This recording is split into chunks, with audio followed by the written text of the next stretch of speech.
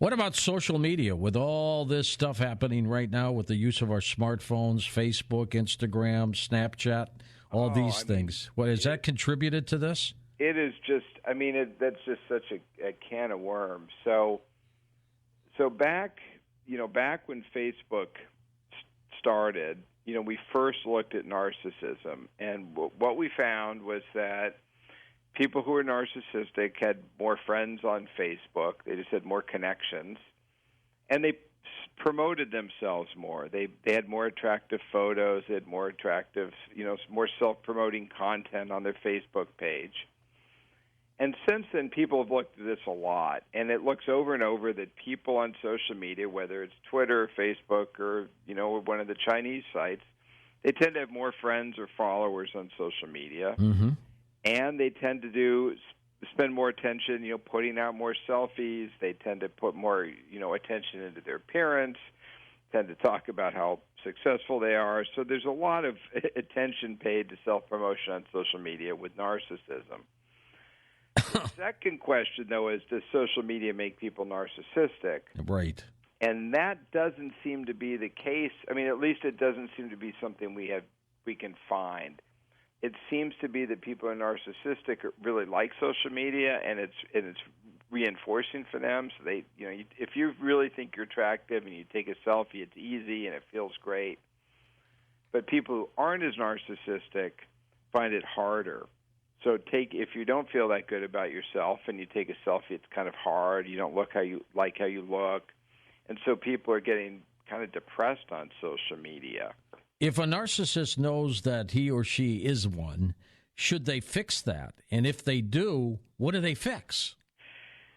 Yeah, I think it's something that if people want to change, it's worth changing. In terms of what to fix,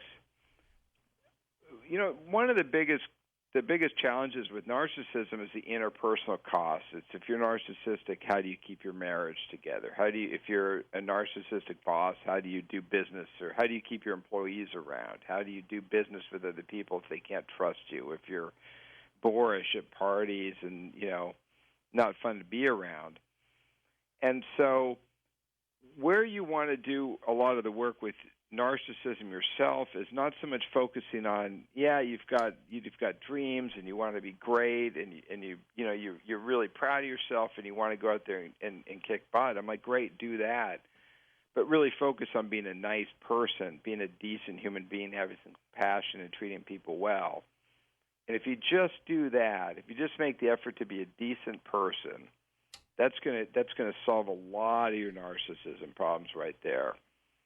And if that's not enough, the other thing to do is just really focus on taking responsibility for what you do. When you make mistakes, when you take advantage of people, take responsibility for it and apologize. If you just do something like that, you can have your dreams, you can have your ambition. It's not gonna destroy you the way it will if you're cruel and mean and exploitative to others. Keith, are there clues that individuals can use to spot a narcissist that they may be living with or dating so they can kind of head themselves off from a potential problem? Yeah, I think I think some of the challenges are that it's going to take time for some of these things to come up. So, because, as we talked about in the last segment, that when you start getting involved with somebody who's narcissistic, often their charm is really overwhelming, and you're not going to see some of these more negative aspects. So what's really important, if you want to understand somebody in a relationship with now, is to look at their track record. So not just look at how they are now, but look at how they were with a past romantic partner, past business partner. And what you find with people who are narcissistic is they've often left a trail of broken relationships behind them.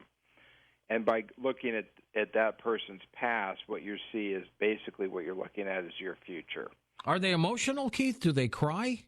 Oh, sure. People who are narcissistic can be emotional. But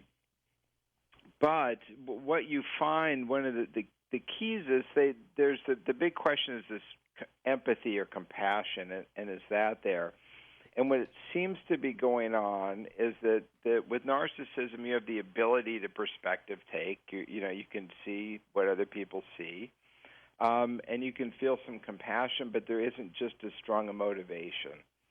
So you just don't really have the feelings turned on quite as strongly, especially when it comes to that interpersonal caring. It's just you're a little more cold.